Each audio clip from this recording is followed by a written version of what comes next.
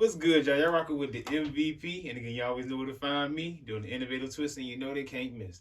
So I know, remember from our last episode, we had Miss Dr. Sandra Robinson come through. Speaking of her book, Childhood Scars, bestseller, get it right now. You got to. When I'm talking about she coming back too, we doing a little trauma talk, talking about getting the book, and I got to read up on it a little bit. We got some questions, y'all. And if you ain't read this book, you want to hear some of these, what we about to discuss, because it's going to give you insight of what the book's talking about. So again, y'all, we here with another one. And again, come on now. I got the lady book in there. Again, come on now, we're professional. We got a doctor here today, y'all. So we talking about chapter 7. It was in regards to suffering. It said, this is some of my notes I got here. Regardless of what stage of life you are in, you want clarity about it. Another note, understand your true self, which is necessary for a sense of self-identification. Asking questions like, who am I challenges you to go inward and examine the real you, your values, beliefs, and intentions. Everyone's life is delusional by reality resulting from misunderstandings and misinterpretations of the real world. Suffering is mental and emotional pain. Through suffering, you discover the real you. You emerge a different person, stronger and wiser. Through suffering, you find out what you want and don't want in life. Oh my God, through suffering, you make better decisions and carefully choose better friends and partners. Insecurities occur when you believe that you are the only one going through or experiencing pain. What we believe to be life is our illusion of identity. That one right there hit me. Like this is what we. Yes. Gotcha, yes. man. Repeat that again. Repeat it. That one right there. What we believe to be life is our illusion of identity. Right. That's right. That's like this. I'm talking. This is some of my notes I got from the chat. This chapter really hit me hard, y'all. This one had me crying. So tell me how it hit you hard, because you got a lot of good notes from it. Yeah, a lot of good notes. Because really, honestly, I can say I've been suffering a lot. Yes. Off of a decision I made, I felt that was the best decision at the time. That's right. So it caused a lot of suffering in my life, like that I would not expect.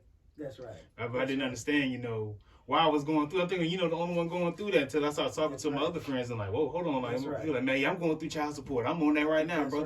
Right. She got my kids. I can't see them. I'm like, damn, that's tough. That's right. It just really spoke to me. Like, when did you realize that everybody suffers? Like, when did that really hit you? Through coaching a lot of people. Mm-hmm. And what it first hit me, because I've been a college professor for 35 years. And God bless me where I was program chair, assistant to the dean per se. Mm-hmm. And actually interacting with students and hearing the students' stories. I learned a lot from that. Mm-hmm. And I'm like, okay, I'm not the only person suffering from childhood scars. There are other people suffering as well. And as I start listening to a lot of the trauma that they experience, it's a lot of traumatic experiences. Mm-hmm. Now, one thing that people don't understand is that we're in a world of many people that experiences a lot of the things that we do. Mm. So everyone feels as though I'm the only person. Well, you are the only person experiencing this because this is your experience. Mm-hmm. This is your life trauma, your life situation. Mm-hmm. And every action you take, there will be a reaction, whether it's positive or negative. Mm-hmm. And so it's so important to really think through the action that you're about to take. Mm-hmm. And always remember that the action you take, it's going to be a reaction. And the reaction is out of your control. Yeah, that would be right and there. So a lot of times we feel as though since we're in control of making a decision, which is the action, that we're going to be in control of the reaction. No, you're not.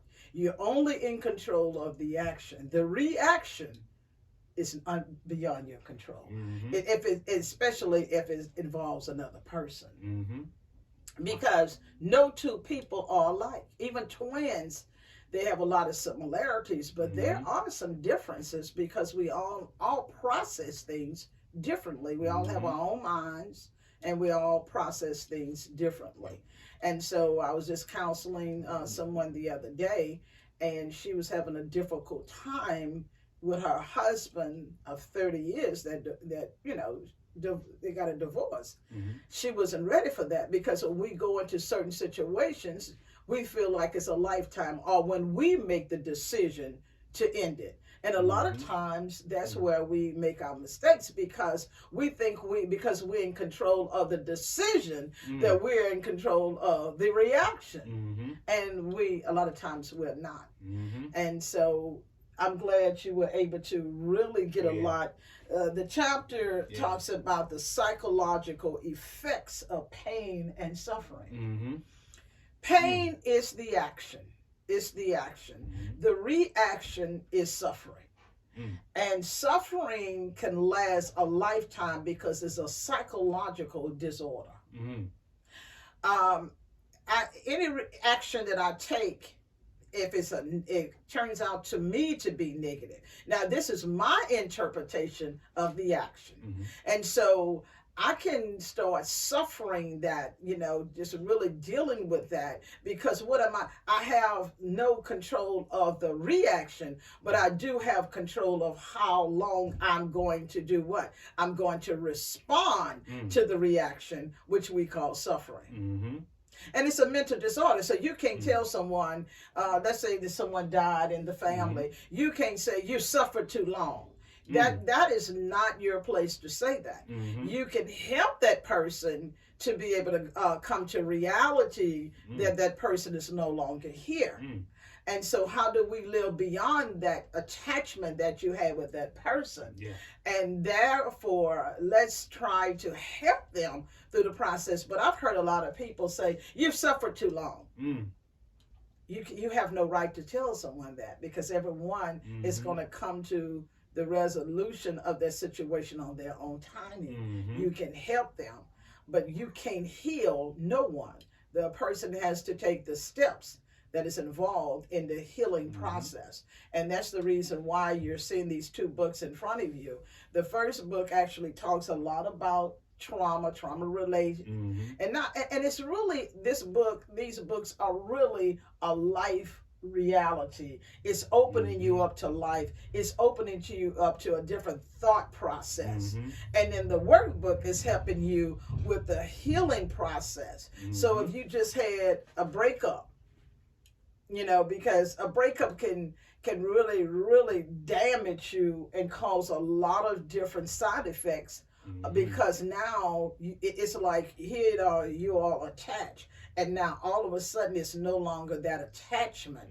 And that's going to cause I'm not going to say long, I'm exaggerating that, but that's going to cause some time to heal from that separation. And so the workbook is giving you activities to do to help you come into oneness with yourself. Because a lot of times when we're in relationships, we lose ourselves because we're too busy trying to please the other person and trying to stay in a relationship when that person wants out.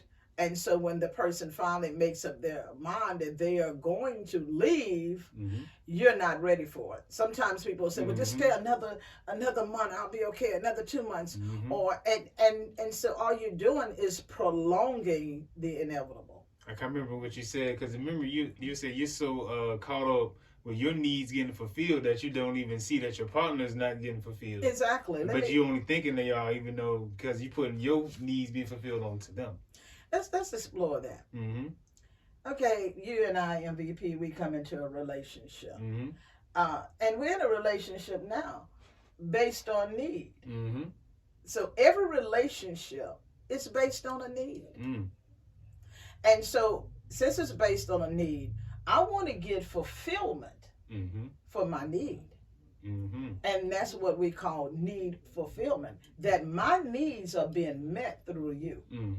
Now, the problem occurs is that my needs are being met through you, and you're doing everything that you can to accommodate my need.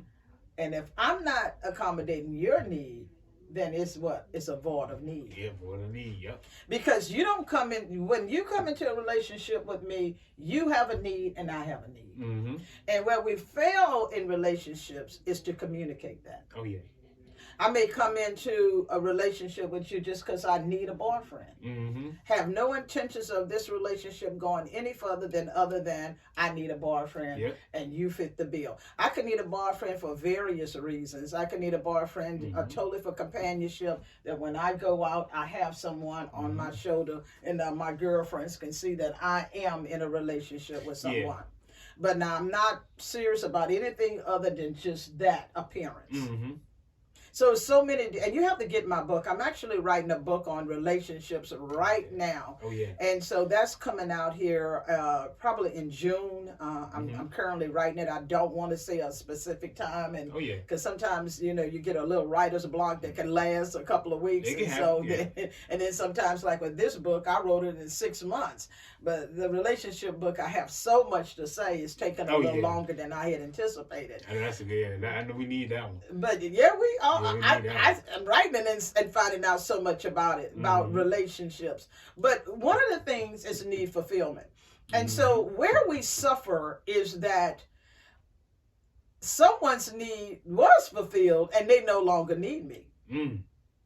See, once my need, okay, you and I are doing podcasts together. Mm-hmm. So once I come to say, well, okay, I no longer need you. It's a couple of things that you're going to actually suffer. Oh, yeah.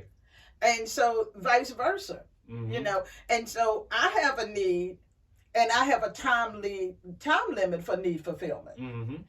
If I don't discuss that with you, you think this is a lifetime relationship. Yep. And let me tell you something right now. There are no lifetime relationships. Mm. All relationships are seasonal. Mm. That means that it's a time limit to every relationship. We have a mental time limit and we have a physical time limit.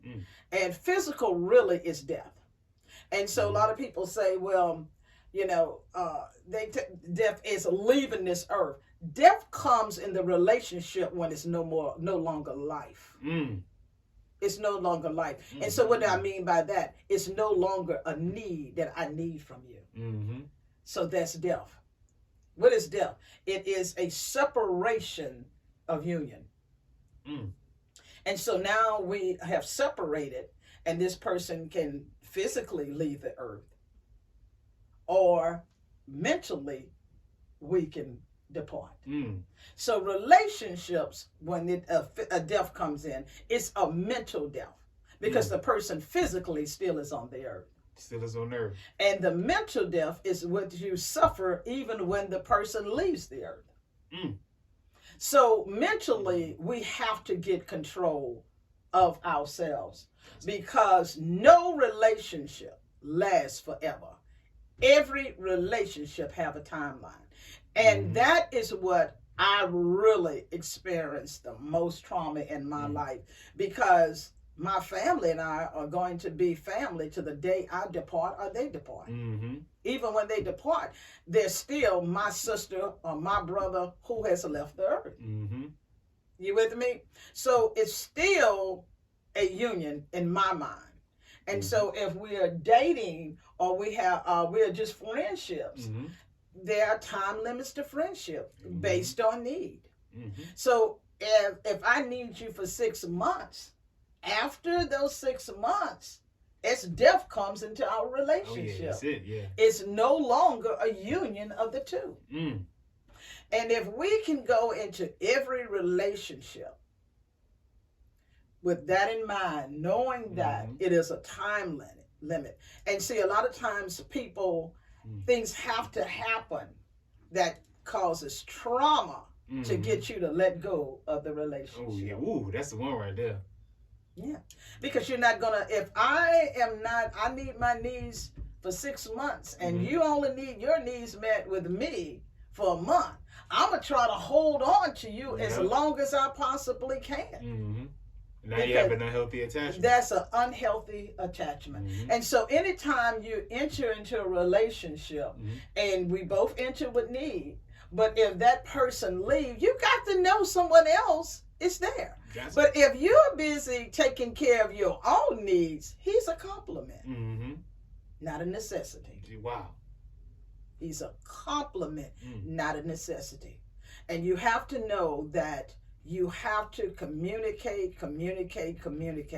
But it is a mindset that has been set that when we hear the words "to death do us part" in the marriage vows, we immediately, and I know some pastors is going to get on here and argue with me about that. We are no longer, when death comes in, it comes in and we're affected mentally when that person depart. I don't care if it's they leave the earth or they leave the relationship. Mentally is where we're affected. Yeah, because mental departure, that's more major. Like I said, that's for a lifetime.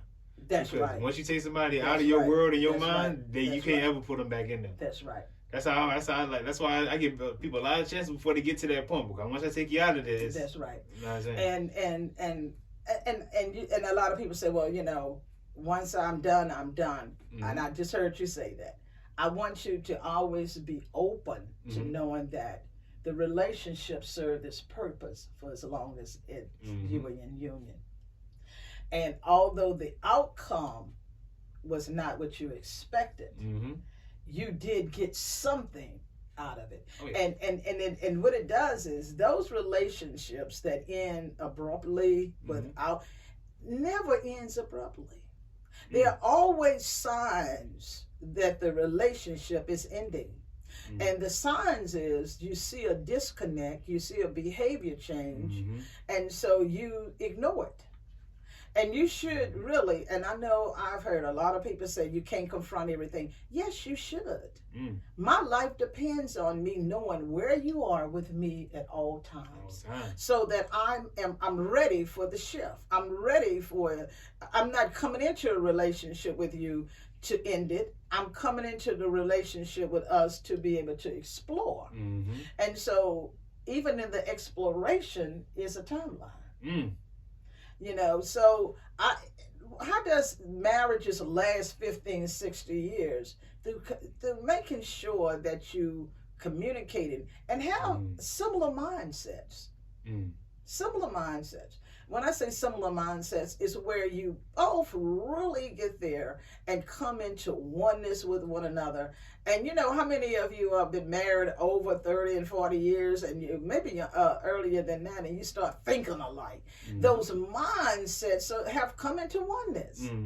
Although you have different childhood, the way you were brought up in childhood, once you live with that person, same thing with childhood, you start forming that oneness and that connection, and you start kind of thinking alike. You even start looking alike at some point. Yes, you do. Yes, you do. Yeah, I feel like when you've been with somebody a long period of time, you're going to get traits on them, same as with your mom or with your parents. Exactly. And I remember reading the book, it was talking about that helps build your identity because at the beginning, you only know your family. That's all you know. That's all you know. That's your foundation. So that's where your beliefs going to come from. That's right. And also, again, how it's going to shape you into who you're going to be. And we're shaped into the image of other people. When I was brought up, everything, I seen my mom and my dad, how they behaved and the things that they did and the things that they cooked and things of that nature. And when I got married, I started doing the same thing. Well, he was used to different menu choices.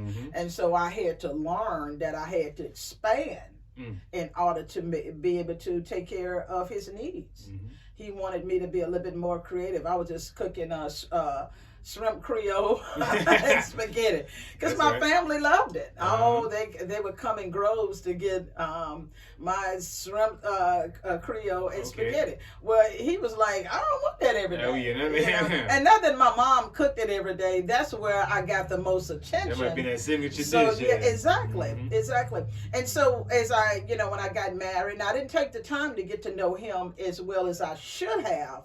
And the dating process, and that's with dating, and then you get to the different stages of dating to marriage. We dated, went to the second stage, and then next thing you know, he went off to the military. I went to college, and then the next thing you know, voila, we're in a union together, and it's different. It's different. You know, he started off and he did college as well, but still, it was a difference there. So you need to really learn your you know, your partner and things of that nature. But yeah, it's going to be some trauma in there, and it's going to be trauma in the relationship when you don't come into oneness. You know, some people say, well, I never fought, me and my husband never fought, and that is the ideal relationship you want to be in. You can have difference of opinions, but ego comes in when the fighting starts. You can have difference of opinion, but you can have difference of opinion and respect one another till the voices is never elevated. That one right, that's one right there.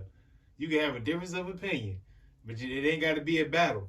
No. It's all about understanding what their point of view and your point of view. That's right. And you should both, if you are mature enough, allow the other person to express their, you know, how they feel about the situation. And they have to allow you. But what happens is egos come in. Oh, yeah. And I want to win. I want to you battling each other. And so that can come from totally different perspectives. One is from childhood, where you, like myself, my mother didn't let me voice my opinion in a lot of things. So when she said something that, you know, and I'm trying to explain to her, she didn't want to hear it. So then I can get into a relationship, and I did, and my husband didn't want to hear it. So I'm screaming to the top of my lungs so that he can hear. How many know he done drowned out the noise? And vice versa. First, he wasn't that type of confrontational person, and then over the years, he became just to get his word in, because I was determined that I was going to win. Why? Because I lost every battle for 18 years. Yeah.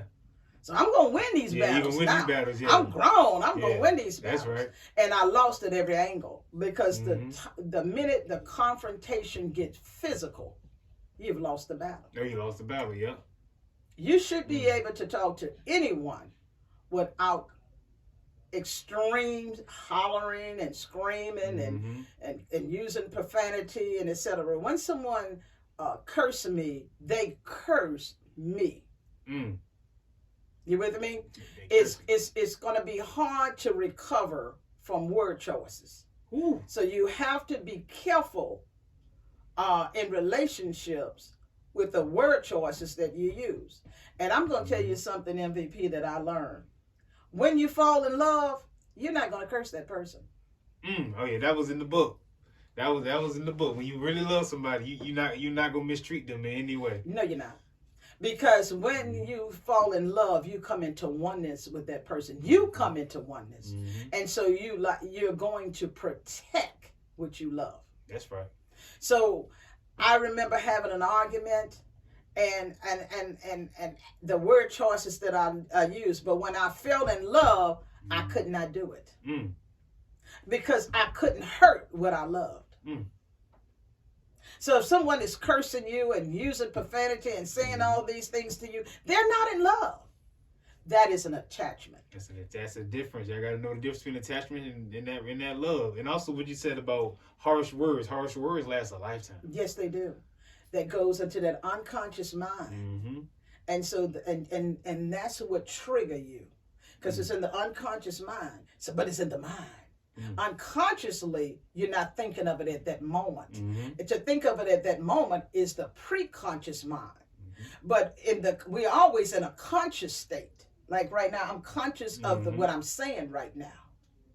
But the unconscious mind is in the back of my mind. It's in my mind.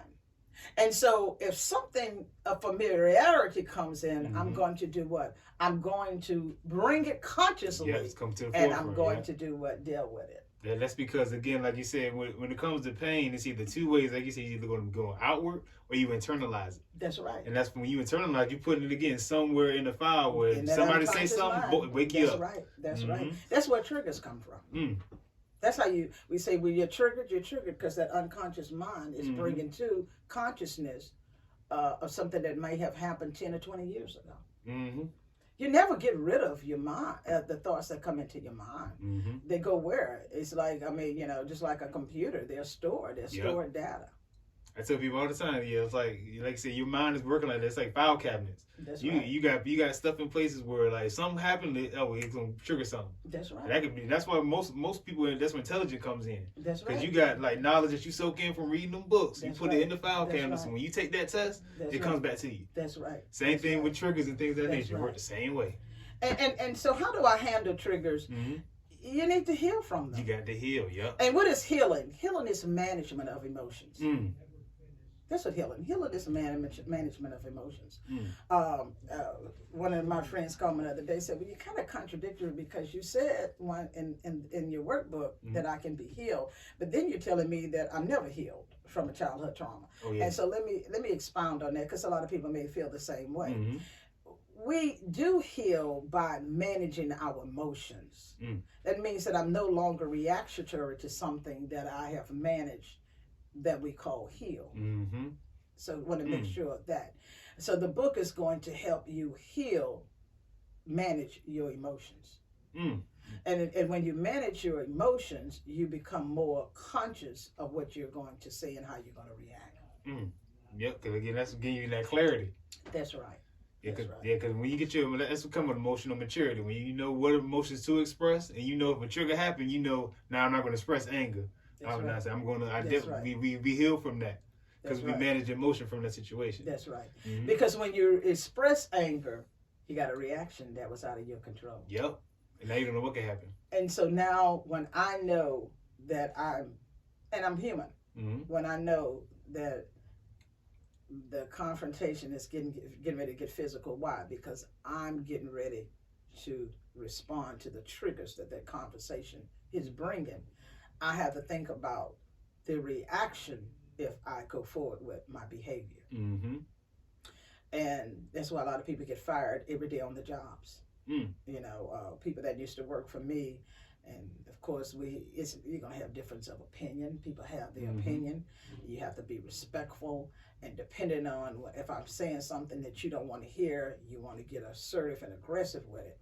And so then at that point, I have to make a decision. Do I want to continue to allow this behavior to grow, and that the disrespect is going to get worse? Because what you tolerate, you give permission to. Mm.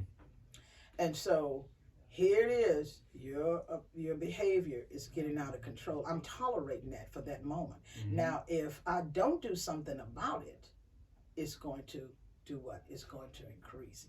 That means when I say increase, the respect is going to go lower and lower and lower. And so a lot of people get fired because of the behavior. So I have to think about it. I have to think about my reaction. Because once I react, I have no control of the outcome of that reaction. No control of it. No control. But I can manage it before it gets out of control. You can, exactly, before it gets to that That's point. right. Yeah, exactly. I can get triggered and say, no, I'm not going to say that. No, I'm not going to react in that manner. I'm controlling the behavior. 99.9%, when I consciously say, no, I'm not, I win. Oh, yeah, you win. Ooh, that's a good one right there. When you constantly say, no, I'm not, you win. I win. That's right. I win. That doesn't necessarily mean that person or the situation changed. I win because I didn't further internalize it. That's, You with me? Yep. To where it's now getting to a level beyond any control. So I have, yes, I mean, it's times, no one is going to go through life and not be triggered at some point. I mean, I could be in traffic and go, come on! Yeah, fast. You know, and get my adrenaline going and things of that nature, instead of calming down and say, you know what, this is 5:30 traffic. Yep.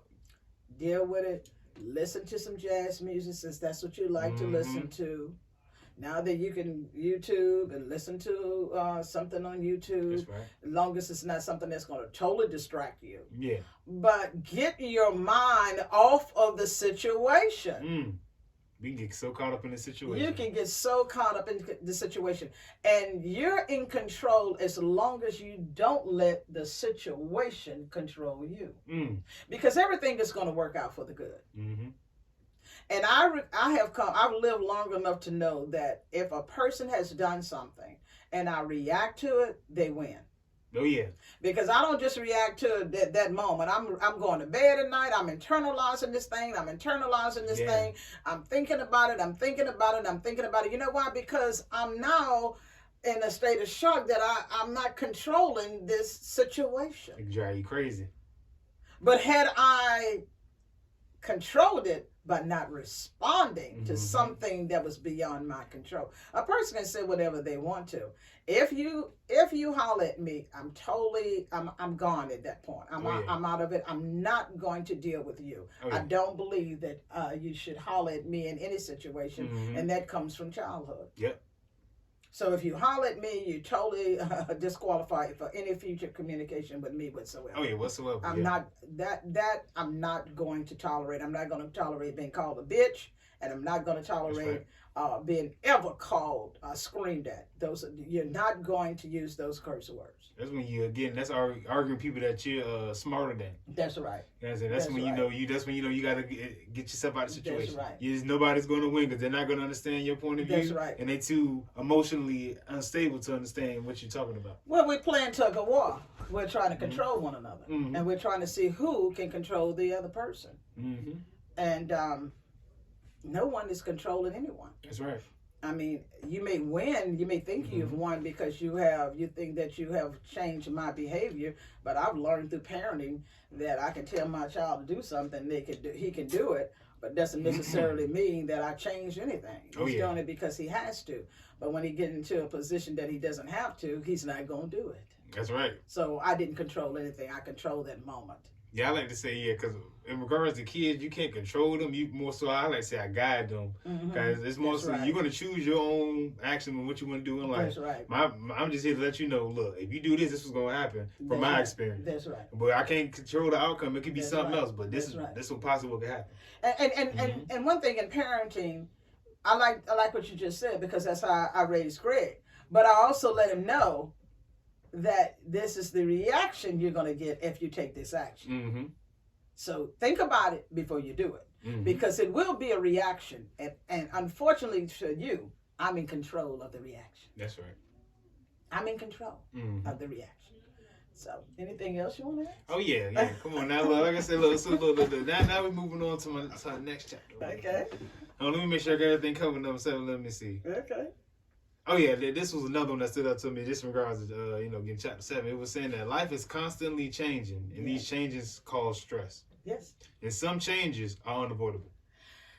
Let me give you a good example about the job. When you're learning a different software program, you're so used to one, and so now here they come up. It's like because of technology, we are evolving and we are growing, and so we are constantly changing. Like when I was younger, the world is not the same that it was 5-10 years ago. We're evolving because technology is evolving, so the world is going to always be changing. Embrace change because it helps you grow. With change comes growth. And I don't think people look at that. And I know it's times I didn't look at it because I had got comfortable and I'm going to say somewhat lazy with the old system because I had mastered it. Now I'm challenged to learn a new system and I don't want to because I have become so comfortable with the other. And that even can be applicable to relationships. It's interesting. You said it. I hear a lot of they say the baby boomers. Yes. A lot of them say the same thing. Because we moving from the industrial age to the information age. That's right. Where everything is accessible. That's right. So it's different. Like I said, it's like you mastered that game, but now you in a whole nother game. That's hold on, now you got a whole other different set of rules. That's right. That's right. And when you a baby boomer, you're so used to doing things your own way, and so now you're challenged. And some people say, "I'm just not going to learn that." Well, I keep myself around young people like you to help me to grow and evolve, because if you don't grow and evolve, what's the next thing that's going to happen? Death. That's it. So you want to stay as vibrant as you possibly can. We all have an expiration date. Let's be honest. Oh yeah. But live your life to the fullest. It's all about that purpose. You got to find your purpose in life, and That's that's right. what motivates you. And your purposes in life is going to come across with, you're just going to get that epiphany like I did that says, oh, I like this and I want to pursue it. Yep. This, I feel good about this. Mm-hmm. Everyone has something they feel good about. My son, he went into the rap end of his career, pursuing a rap career. First, I was totally opposed to it because I had in my mind that he was going to be a doctor and a medical doctor and this, that, and the other. And that's what I felt that I had in my mind. He chose a totally different career path. So we had tug of war then. But he had his own mindset, and I was not going to be able to change that. And now I'm proud of him that he's exploring the direction that he feels most comfortable with doing. And that's what we have to do as parents. But that's again you making that attachment healthy. Yes, I am. Because that divide y'all had made it unhealthy. That's because right. Then you balancing your point of view and his point of view. And it's his life. Not my life. It's his life. But that comes to again like you can't control what someone is gonna do. That's right. Or how they might, if you give them something, how they gonna react to it. That's right. You just never know. That's right. But you come into a situation knowing that. That's right. You'll be better, prepared for the outcome. That's right. That's right. And that's what we need to do more in, like you said, in life is be prepared for the outcome by knowing that in certain situations it's gonna be a time limit. That's right. And then, pretty much every situation, it's a time limit. No matter what relationship is, how long you've been together, it's a time limit. That's right. And you can get a good idea when it's coming to that time. That's right. It's signs. Well, yeah, because trauma comes in. Mm-hmm. Trauma comes in the relationship when it's time for the relationship to change. And so now we want to set boundaries. Boundaries should be set at the beginning of every relationship, not in the middle part or toward the end, not when trauma comes in, because it's going to be hard for a boundary to stick when trauma comes in. Because that person, you've already tolerated the behavior. Because once I tolerate the behavior, I give permission to it, and that person is going to keep strategizing until they get what they want because they once got it. Oh, yeah. That's why I said in the last video with you, keep your mouth closed. Keep your mouth closed. Because we're our own worst enemies. We talk too much. We tell too many things. And I'm saying this out of love because I did it. I told too many of my girlfriends and family members, my business. And then I looked up and everything that I was saying that was trauma to me, they were doing it to me. They learned Sandra's love language when it really wasn't a love language. They learned my trauma and they inflicted the trauma. And one day I came to the realization, I'm like, everybody's treating me the same way. What is going on? Because you told him everything. I even had a girlfriend said, well, he talked to you this way. Why can't I? And I'm like, is this girl for real? But yes. Yeah. Yes. Yeah. And so we have to be very, very careful. So what do I do now when I have those situations? And I told at this retreat that I was speaking a couple of months ago, and I said, well, you know what I do now? I record myself. So when I'm angry with a situation, because I'm going to be angry. It's going to happen. But manage your actions. And so I get my recorder on my iPad, on my phone, and I just record. And just like, and it may seem crazy, but I just talk it out, and I just, really get aggressive and say what's on my mind. And 99% of the time, once I release, because all you want to do is release. Yeah. And then once I release it, I've let it go. That's the most important. Because again, like you said, when you hold it in, it gets heavy. And it gets heavy, it's hard to walk around with that. So you got to have some release in some way. That's a healthy release. That's right. No one can solve your problems. No one. No one can solve your problems. Why? It's your problem. And the problem that you are dealing with today is the problem you have to solve.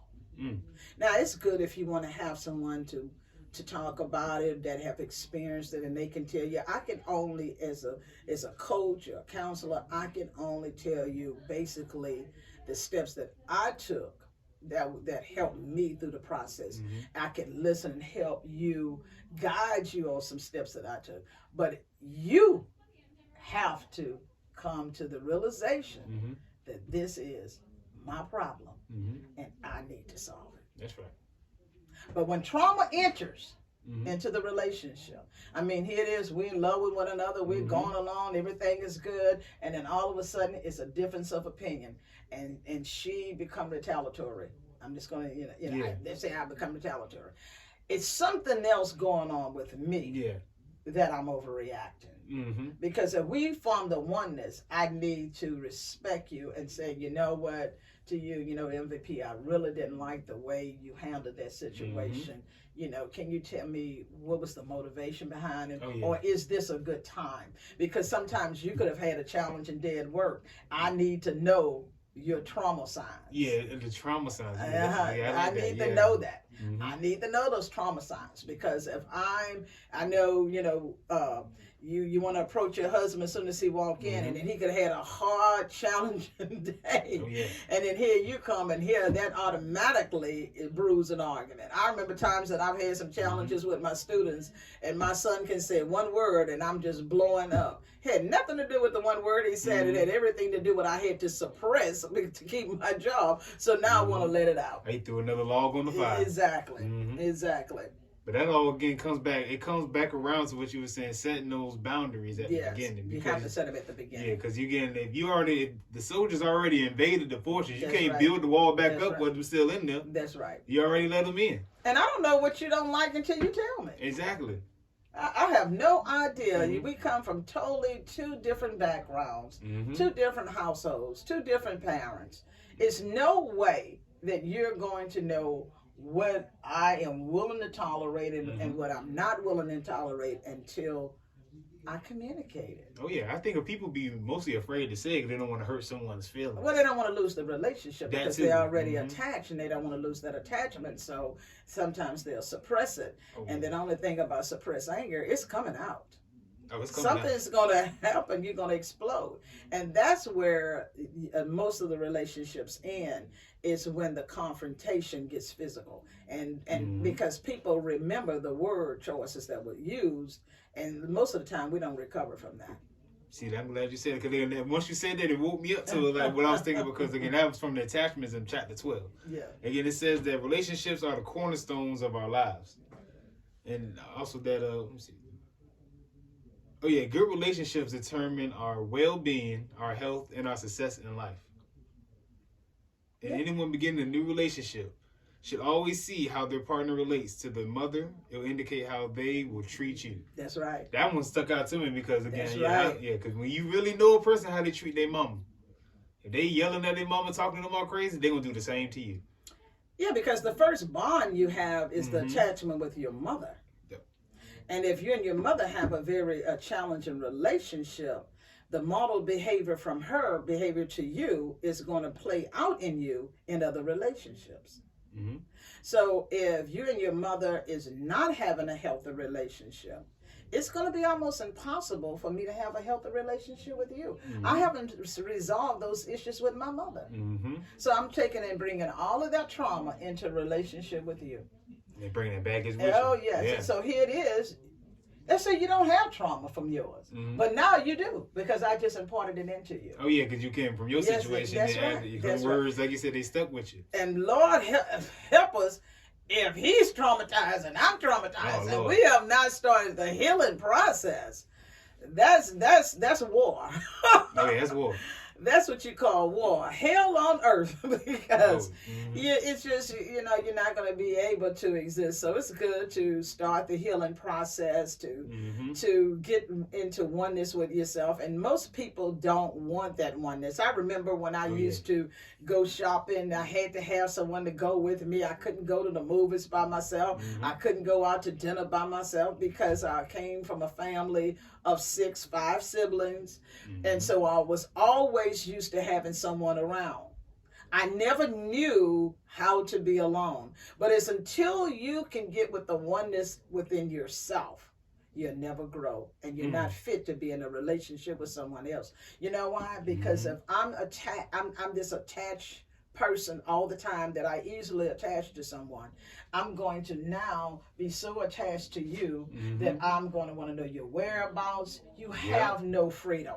I think it is the most horrible, despicable thing that a person can do to another person, is to put a track on their cars, their phones, or here you are, you have what they call trackers on the phone. Yeah, you got trackers on the phone. Like you got the track, you got the Find My iPhone, anything. You know, put an Apple track on somebody's car. And the car. person cannot have any privacy. You're so insecure that you have to follow them everywhere they go. Do you know that if a person wants to do something, they're going to do it?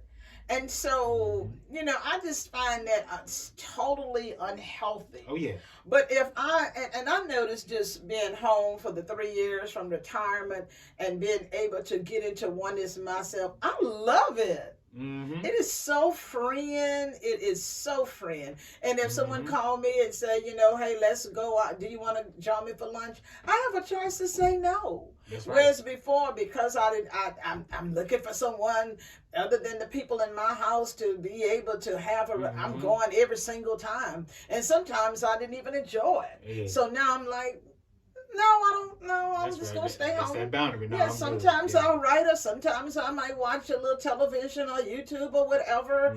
But I'm into myself. And when you can get into that oneness, you got to get the workbook. You got to get the workbook. When you can get into oneness with yourself, and then a lot of the challenges that you face will be great. Because guess what? If you decide that you no longer want to be in a relationship with me, the very first thing that I'm going to feel a little pain. What am I feeling the pain from? The attachment. The attachment, yep. Because like you said, it's like when you're in a relationship, it's shattering your world. That's right. It's completely taking away that safety what you was holding on to. That's right. Because I've made you my world. Yep. But now if I'm in the oneness with myself and you say, you know what, I really don't want the relationship, I'll say, okay. Yeah.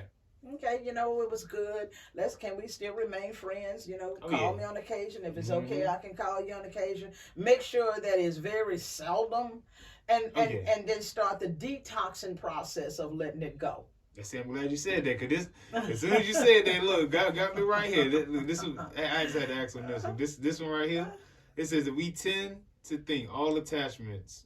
No, that's not the one. Hold on. No, we seldom think attachments are harmful because mistreatment is done in private. That's right. As soon as you said seldom, that's what that one really stuck out to me, because you don't know, because everything is done in private. Yeah, everything is done in private. So you really know. I used to go to the job and singing and so happy, but I was having some marital problems at home.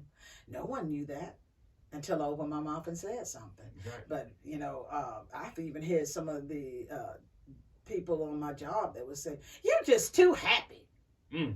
And I'm like, this is the day that the Lord has made. Let us rejoice and be glad in it. That's right. And they didn't know that I might have had a knockout, drag out at home. That's Who right. cares? Yeah. No one cares about that. So when I go on the job, they hired me to be a professor and to teach the students and to uplift them and encourage them so that they can have a great life.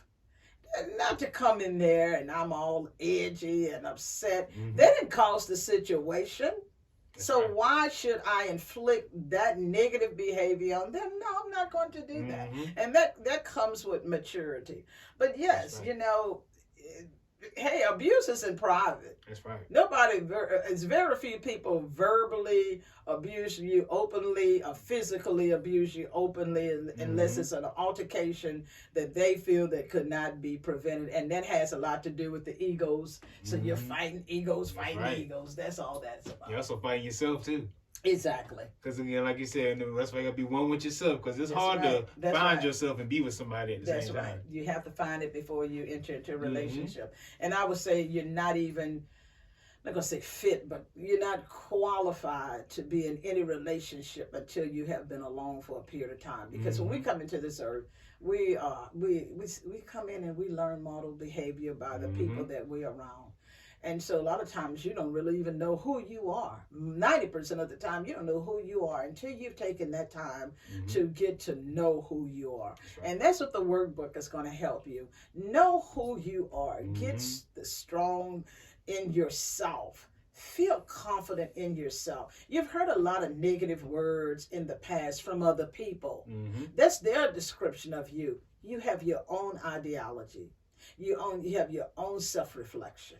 Mm-hmm. And let that self-reflection be you, not some movie star, not someone in your family, but you. You have to learn how to come into oneness with you, or you'll leave this earth being someone that God did not create. Ooh, that's that one right there. They ain't hit you. You missing something. That you got to bring that one down. Because if you ain't being who you are, you're not being who God intended you to be. He intended you to be who you are. That's right. That's why I gave this free will, so you don't have to be like somebody else. That's be like yourself. That's right. But again, you're doing yourself a disservice by not doing that. You are. But a lot of us are afraid to do that because, again, either by judgment or an attachment that might end because you being who you really are. Well, let's talk about judgment. Who can judge you? Because in the word it says, judge ye not, so that you won't be judged. Because with the same measure that you're judging that person, you will be inflicted with the same trauma. So the best thing to do is you can have difference of opinion, but that person has to be free to live their life as they so choose. Now, as a mother, if I see my son going in a direction that I once went in, that I got unfavorable results, I will tell him, but I'm going to tell him, just like what you said earlier, I'm going to I'm going to voice that in a way that I see where you're going, Greg, and I made the same decision. This was my outcome. I would like to see you not go that direction, but if you do, I want you to know that direction that you're going, the reaction, it's not going to be what you think it is. What you think it is. Some people have to just, like I say, just have to learn on their own, and what can I say? But you have to make sure that you understand that life can be very challenging if you make it. If you make it, you making it hard. This is your life. If you make it. If you're not happy with your life today, it's because you chose to not be happy. Some people feel as though I have to have $1 million to be happy. What about the 10,000 that you have that you get per year? Be happy with that. He said, if you are faithful in the little things, I'll make you ruler over much.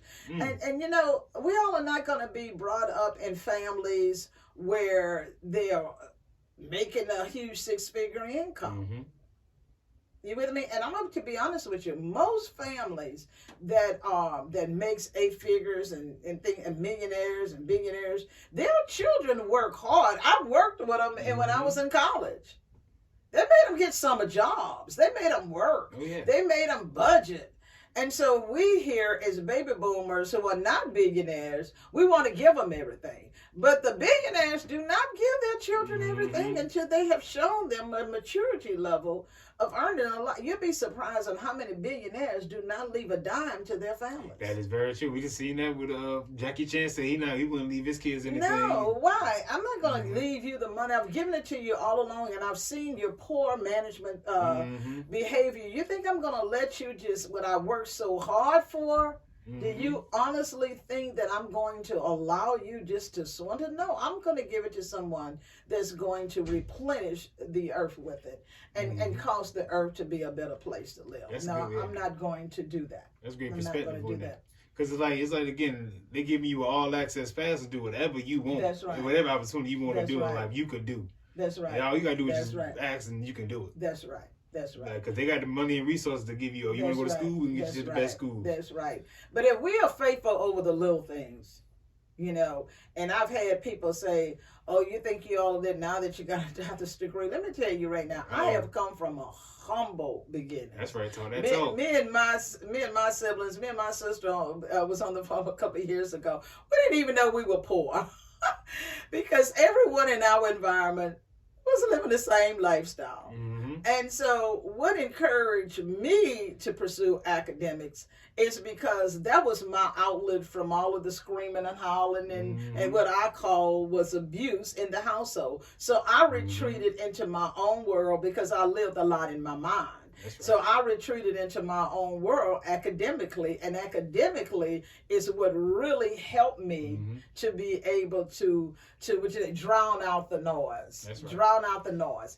And then I had a picture of where I wanted to be. I remember being a cheerleader. Went to my cheerleader sponsor's home. She invited us cheerleaders over, and when we drove up, I mean, I'm looking at this beautiful home, but I immediately became fixated on the beautiful roses, and then when I came into her home, she had a dishwasher, and I was washing dishes every night. And so I asked her, "What is the secret to your success?" And she said, "Getting a college education." And so from that moment, I changed. My friends didn't know that I changed then, but I had changed. My mindset changed because I no longer, I even told my dad, I said, I tell you right now, I'm going to get me a college education because I don't want to wash near dish ever. Not never. That's right. That's it. But that light bulb hit you, you was like, yeah, this is what, that's it. That was it. I had that moment, and that's what this book here. These books are. These books are to help you have that moment to where you said, you know what? And just like you, everyone that calls me and talk to me about how excited they are about the books have different chapters, and I just smile because you know everyone have their own chapters. So the book is 19 chapters long, and within the 19 chapters, there's one chapter that's going or more that's going to resonate with you. So and then you have this moment of change. That clarity and change. That's so now you no longer, because now that you've acquired the knowledge, you can use it and be a better person. Because again, like you said, those words don't go anywhere, so you can't act like you ain't read that. Like, okay, I can't continue to act like this. That's right. And that's what the books were. I actually wrote the books for, is to help us change our mindsets and to heal from the trauma. And if you didn't incur trauma in childhood, you did incur trauma, because in the word it said, in this world we will have trials and tribulations. That means we will have pain and suffering. And that means we will get some form of trauma in our lives. That's right. And look, you can even go simple back into childhood when your mama put you in a position where you had to watch your younger siblings. You might go in the easy bake oven, try to make them a little meal or something, and almost cut the house on fire. Mama came in right on time. You really read that book. That one got me because you said you used to dread on the weekend because you used to babysit, your siblings and the other kids in the neighborhood. I used to do the same thing. I would just babysit my brothers and babysit the kids on the weekends. That's why I only had one child, because I had raised so many children before I got married. I wasn't going to have a lot of kids, and I just only had one child. That one stuck with me, because like I said, you got to read the book to understand that's where these stories is coming from, because she gives relatable situations of that little small thing of doing that, like you be in a position where you got to take care of your younger siblings. You become a parent. That's right. And you're a child. That's right. And then when your parents come at you like as a child, you like, why are you doing that? You put me in the parent position. That's right. Now you want to talk to me like a child. Yeah, I got a chapter on that. It's called Parentification, and it talks about the oldest child taking, the parent role in a lot of situations. I'm going to say this right here for these books, and I know we're coming to the close here, but I'm going to say this. These books will help you in the healing process. That's right. It's going to be a chapter or more in this book right here. The title of the book is Childhood Scars, Release from Pain to Healing. You can purchase the book on Amazon. You can purchase the book through my website, AuntieSan.com, or you can cash out me at $ Sandra, capital G, Robertson, and I will autograph you a copy and send the books to you. You have to, and also you have to email me your address. And you can email me your address at sandrob3@verizon.net. Again, sandrob3@verizon.net. And so you need to get these books in your home. Yes. These books will help you to be able to understand life and get control of your life. And when you acquire that knowledge, it's power behind the knowledge, because the power helps you to transform into the woman or the man that you're supposed to be. That's right. And so we can get rid of these unhealthy attachments and to really live life to the fullest and enjoy life. That's Everyone says, how's retirement? I say, I don't know, I'm working, I'm writing books, I'm enjoying learning, writing books, doing the research and enjoying learning, and to be able to share my learning experiences with you. That's right. I'm Auntie San, Dr. Sandra Robertson, on my website. If you need counseling, coaching, click on the button, and therefore you can actually have sessions with me if you really need the help. But get the books.